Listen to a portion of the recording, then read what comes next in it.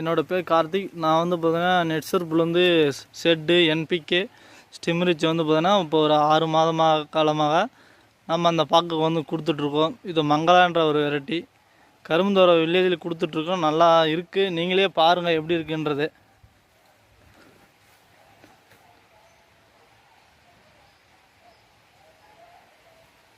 Shed ஸ்டிம்ரிச்சு NPK எல்லாமே வந்து கீழே ட்ரின்ச்சிங் கொடுத்துருக்கோம், மேலேயும் கொடுத்துருக்கோம்.